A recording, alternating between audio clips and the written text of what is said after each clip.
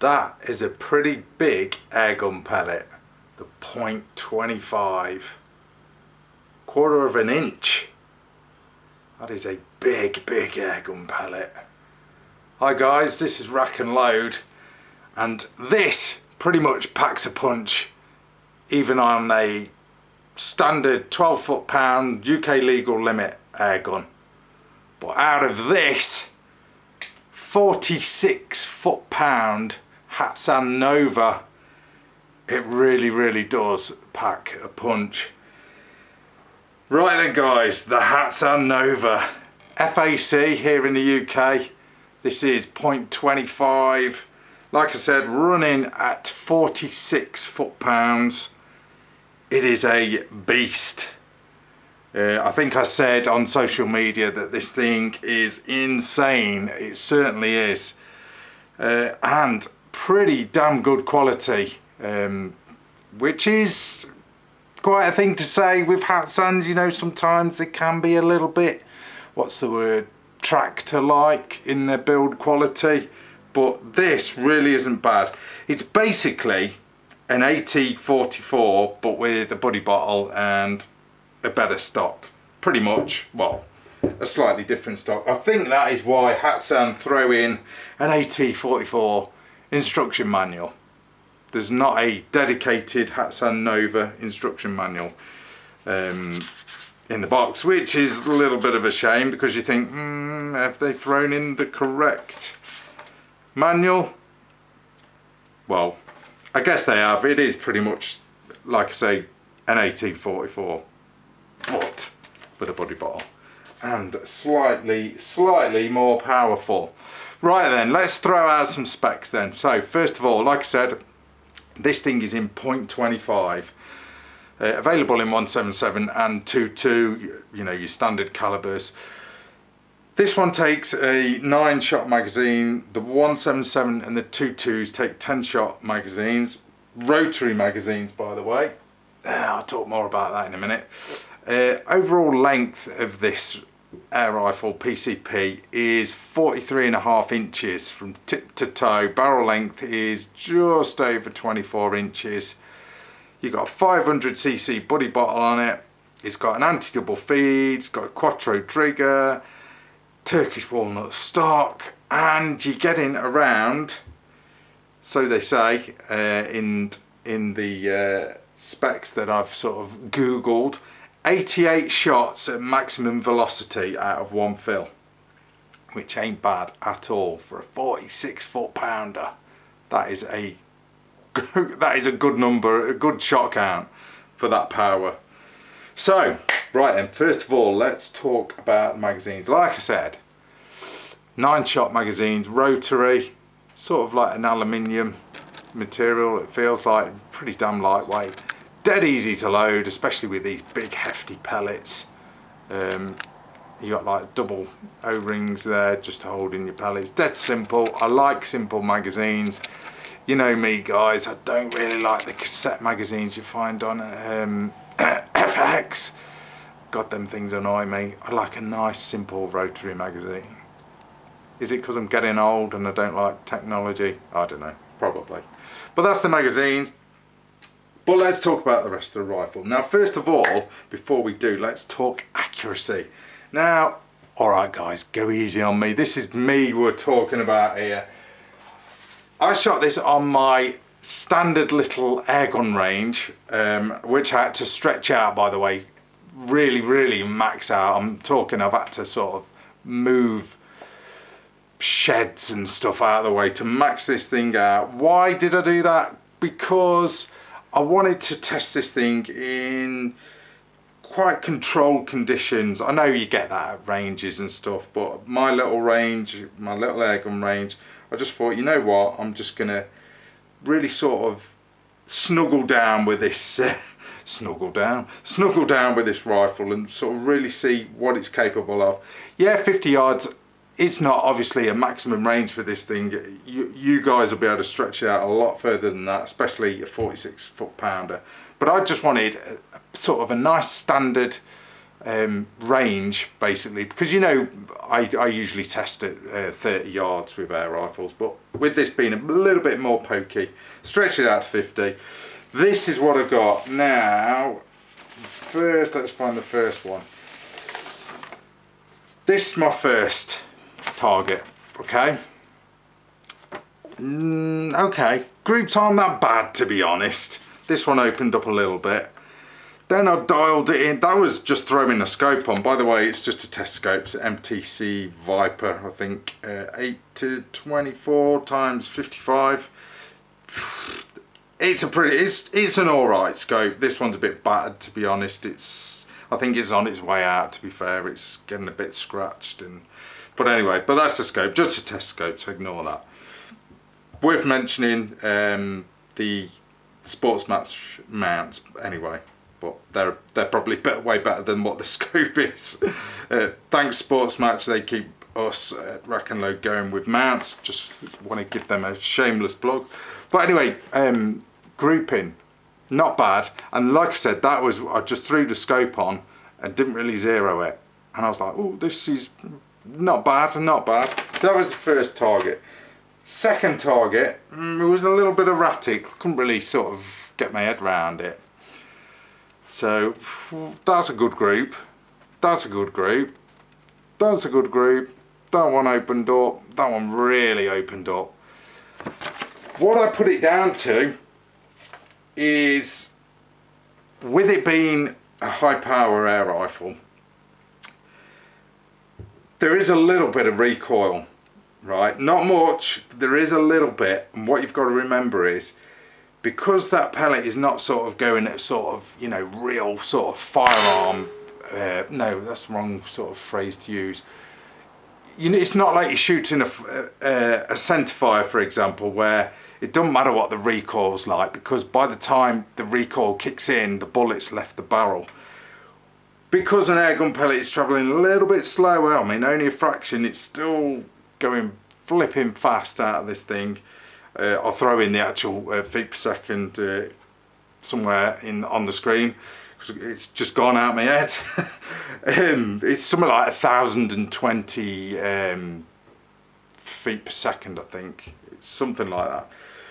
I'll annotate it anyway. But because you're getting a slight little bit of recoil with this, you're feeling the recoil, the rifle's sort of moving with the recoil before the pellet has left the barrel. So you've got to kind of take that into account with any sort of high power air rifle, with any air rifle, I suppose, you know, one that's got recoil.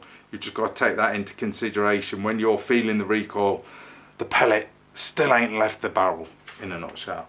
So anyway, I pulled this thing in tight and held it tight, you know, really sort of tucked it in, got a bit better grouping, dead happy with that one, but then they opened up a little bit. I think that's just down to user error, but at 50 yards, that ain't bad. That was using H&N Sport Field Target Trophy .25. Fairly consistent. I mean, that's why I really used them. They look pretty good. They look, you know, fairly consistent. You know, they're not too rough. You know, they're half decent pellet. Plus they're blooming expensive as well. So I didn't really want to get, you know, loads of selection. I had got some cheapo rhinos, but when I opened the tin on them, they'd all sort of furred up. So that was a no-no. But so accuracy, not bad at all, considering the hefty 0.25 pellet. Right then, that's enough of me waffling on about specs. Let's take a closer look at this thing then. So taking it from the butt end. Okay, so you've got an adjustable butt pad here. It's hard rubber. I'm not really a fan of the real hard rubber. I like that soft rubber. That's just me. But that's adjustable. That's cool. Beautiful Turkish walnut stock. Ambidextrous as well. Yay for your lefties. So that's cool. That's cool. Going on to the pistol grip. Quite unusual how they've sort of took that bit out there. Kind of weird. I don't know why, but it looks good. I kind of like it. And then you've got some... sorry, I'm just trying to manhandle this thing. This, by the way, is quite heavy with this scope on. The actual rifle itself is weighing in at about just over £7. Yeah, obviously I've got a big scope on this thing, so it's a little bit more. But yeah, the checkering on the pistol grip, rather nice. And then, let's spin it around, let's sort of move along to the fore end. Nice sort of checkering here. Really nice stock, you know, really not bad at all. What I will say, and I always like to look for weak points, I'd say, there's your weak point there. If you can see that better this side. And I noticed as well, that side is slightly thinner than that side. Don't know whether you can see that on camera, guys. Look at that bit there. And then look at it on here. Looks slightly thinner. Weird. So I don't know who they set the machine up that day to sort of knock out the stock, but anyway. But that's your weak points, I'd say. Probably not with it being a hardwood, but I always like to sort of just look for weak points, especially on sort of unusual stocks or buddy bottled stocks, so to speak, because, you know, they do have to sort of make them a little bit, what's the word, accommodating to take the buddy bottle. So the rest of the stock, as you can see, there's a plastic Picatinny rail here, which is kind of nice. I like that. Good feature. Throw on a bipod. Sling swivels as standard. That is cool. That saves you messing about. Excuse me. That saves you messing about. You know, having to drill it or anything. You know, to get a sling sort of onto this rifle. There's your other one. So that is cool. I do like that. And then moving on to the rest of it, as you can see, 500cc buddy bottle. Yeah, those things are weighty. They do add a bit of weight to the rifle, but you know, it is what it is. You know, it's the fuel basically for the rifle. Your filler area, I found this quite nice and in quite a good position, is here. And it's got like this plastic thing in. I suppose it's like a dust thing, so you can fill it up from either side, I assume. I've not filled it, I just had it. I've got this rifle on loan, so it's come sort of ready fueled up for me. But that's your filler area where you put your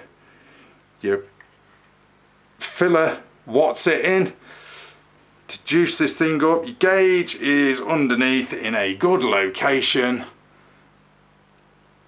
There's your gauge, just get it on camera. Obviously they can't put it at the end of the cylinder because it's buddy bottle, so there you go.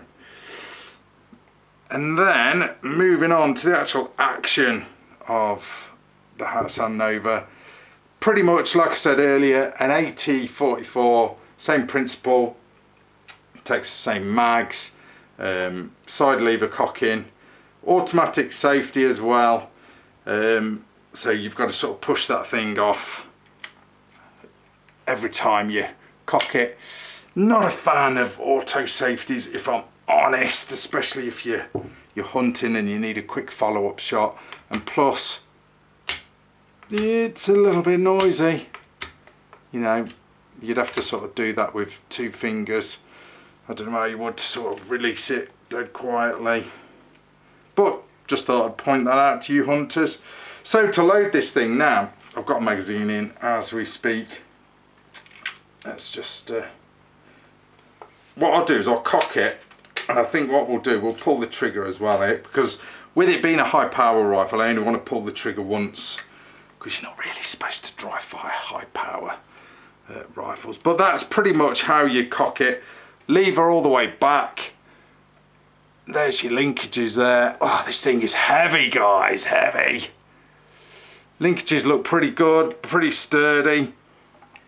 Basically, you load your magazine up. As you can see, this one is empty. Drop it in the magazine well, which is there, as you can see. So you drop that in like that, and you've got to sort of hold it in, and then this brass sort of bolt thing here, this knob here, you just press that, and under spring tension that locks forward to lock the magazine in place, and then you just close her up like that. Now, as you can see, the automatic safety is engaged. Guys, I've got to put that down, it's killing me. I need to work out. Right then, that is cocked. Safety's on. We'll give the trigger a pull. This thing is going to be noisy, and it is noisy, guys, by the way. If you're going to use this for hunting, seriously get a moderator for it, because it is pretty damn loud for an air gun. Right then, safety off, pointing in a safe direction. Let's give it a pull. Okay, 3 pounds 10 ounces. That is a nice trigger, straight out of the box. Not bad at all, not bad. That, by the way, is a gold-plated trigger. Fully adjustable. Well, you can't sort of adjust the angle of it, but it is adjustable. Straight out of the box, that's pretty nice. Gold-plated as well. And then you've got sort of plenty of room there to access all the adjustments that you may or may not require. But straight out of the box, I probably wouldn't touch it. It's shooting nice. It's just a nice trigger, real nice trigger. Bit of bling as well with the gold plating. That's pretty cool. I sort of showed you the manual. They could have thrown in a like a designated, is that the word? Designated Hatsan Nova manual, but unfortunately you've got the AT44 manual, so I guess it's pretty much, it is the same action, but it's just a buddy bottle, and they've called it the Nova. All the sort of elements of it pretty much are the same. How to load it, pretty much. I mean, bog standard, pretty basic manual. You know me, guys, I like a glossy manual, you know, with some colour photographs. But yeah, like I said, about the trigger, you got a metal. That is a metal trigger guard, by the way, and nice and chunky as well. But real interesting rifle. Fully shrouded barrel, as you can see. Like I said, this thing is noisy. You absolutely need to throw a silencer on this thing, because it is loud. It is loud. So there's your thread protector, aluminium. But what a nice looking gun. Nice looking gun. And just an absolute cannon. The 25 caliber is a beast, a serious beast at 46 foot-pounds. God, what a beast, what a beast. But just a very nice rifle, guys. I'm pretty impressed with it. Obviously, if you're after something like this, you know, I've just used the H&N Field Target Trophy.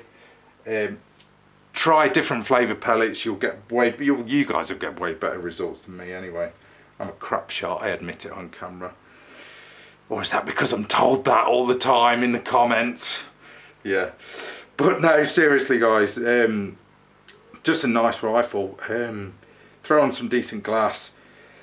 Would I go for the 25 caliber? Hunters will like it. I mean, it seriously packs a punch. Definitely a good caliber to go for in an FAC version rifle, because, you know, you're getting a lot more velocity, whereas, you know, when you're shooting a 25 pellet out of a 12 foot-pounds air rifle, you're kind of not doing it justice. Do you know what I mean?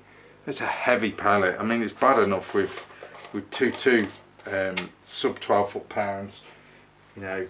I think that's why a lot of people go for 177 straighter trajectory and blah blah blah. We won't go into the 177V22, but definitely an interesting caliber. The 25 is in an FAC air rifle.